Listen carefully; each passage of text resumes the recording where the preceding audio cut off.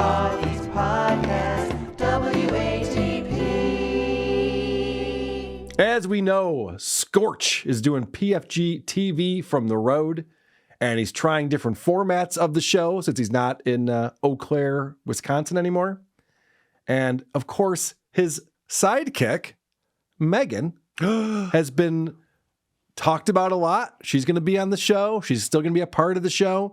The thumbnail for this episode has Megan in it. So I checked this out last night, and here's how it starts.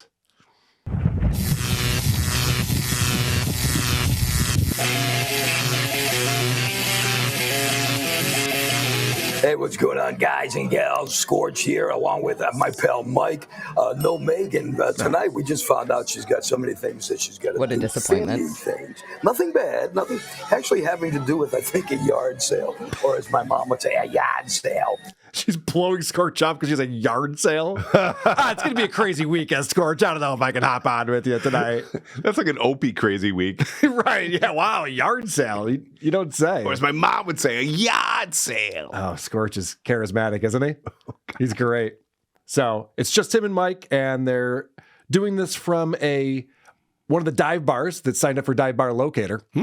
And they have to work around what's going on at the bar in order to do this show. And what's happening in this episode is that Scorch is reading the chat and getting flustered very easily by it. Hey, Mike and Scorch, glad to see you. Keep it to the schedule. Hey, you know what, dude? They have a pool league going on at this bar. So we wanted to get here. We wanted to give you a show and wanted to give these people here the show. Yeah. And it is what it is. What can I tell you? You're right. You're right, okay? Good for you. You got us. We were a half hour early. So what? Does it make a difference? The bottom line is you're here, aren't you? It's 7 o'clock somewhere, though. I don't think it runs by half hours, brother. Oh, no. It's not how that works. So the guy goes, it's nice that you're keeping to your schedule.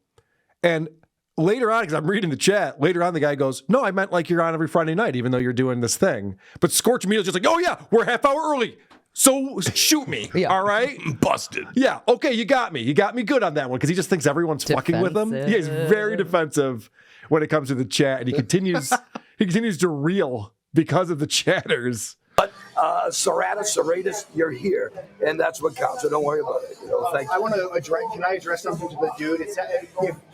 If that's like a threat or whatever, if we close the chat, everyone's going to leave. Yeah, you're right. That's absolutely right, because you won't be able to get in. So, whatever. Well, yeah, and we're having a love-in again. You know, the chat room is a love-hate relationship. We really wanted to have a cool, almost like a question and answer with some other shit thrown in, a question and answer period with the chat room. But it's just so difficult to do because so much of the chat room is just, it's crap. It's immature, just garbage. You know. Otherwise, I would be all over it. Hamba, fashionably early. What can I tell you? Once again, they have a pool league here. We're at a place called Conley Sports Bar and Grill. Just to recap. Yeah, I know. We just went over that. It's just like, all right, the chat just keeps fucking with me. Meanwhile, there's like 7 or 8 chats at this time. Total. Oh. And they're looking at every single one and addressing it. The one that Mike got all huffy about. Yeah, said, I couldn't hear what he was saying. Yeah, I know. His audio's awful. The one that he was upset about said, if you close the chat, everyone will leave. Don't do it. And Mike goes, oh, is that a threat? You're threatening us now if we close the chat? And I've said this before. Guys who used to be on the radio are not used to getting instant feedback. Yeah. They're not used to real-time feedback, two-way communication, and they don't handle it well. This is Scorch continuing to argue with the chat room. And so we had to start a little bit early. What difference does it make? Okay, what difference? I got to watch the bouncing table. What difference does it make? I didn't know you were late. I was being genuine. No, I wasn't late. We're actually early by 30 minutes. Yeah. He meant Fridays, it says.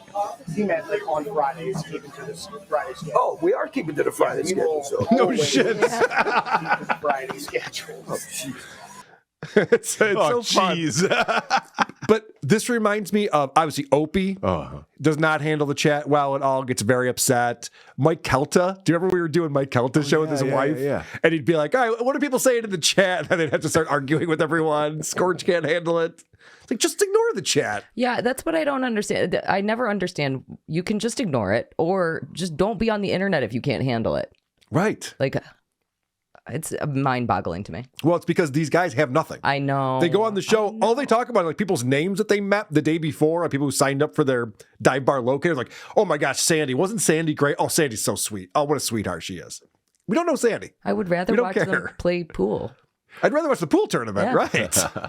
I love how he calls out for being immature crap or whatever he said. It's like, dude, look what you're doing. Yes. Look at your business model here.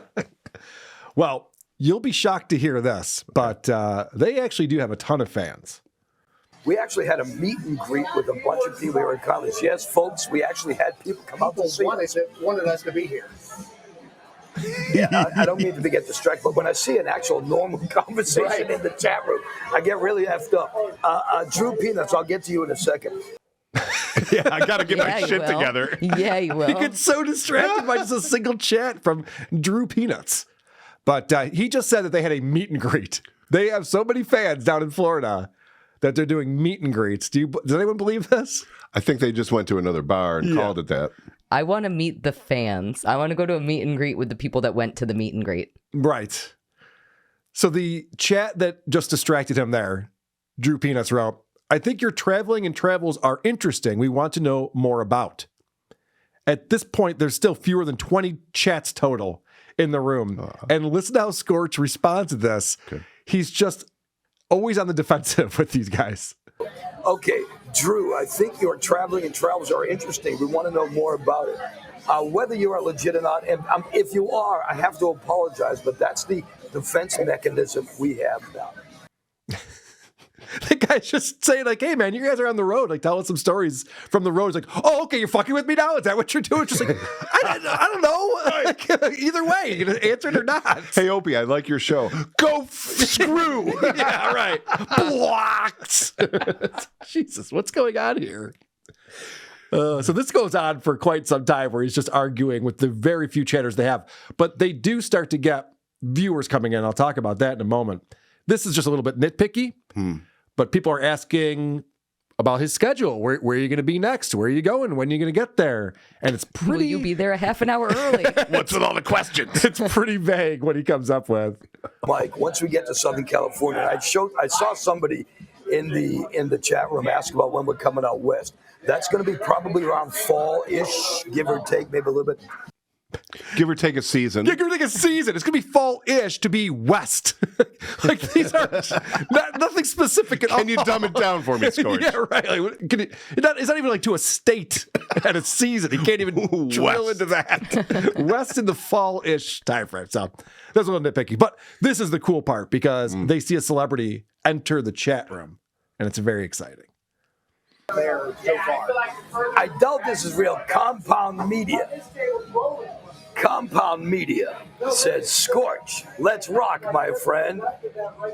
You know, Yes. you know who Compound Media is? Oh, 100%. Okay. I'm sure that's who it is. You think? No. Yeah, of course not. But Chomsky, if it do is, if it is Compound Media, God bless you. Thank you, brother. I thank appreciate you, brother. that. Yep. You know how to get a hold of us. We're not hiding anywhere, so. Well, you're just saying, like, do a good show. I don't know that he wants to get a hold of you. But anyway, so Anthony Cumia shows up. Oh, he took let's as like a Oh, right, yeah, let's rock together, right? Yeah, maybe Let's that's start what a band. Maybe that's what they thought.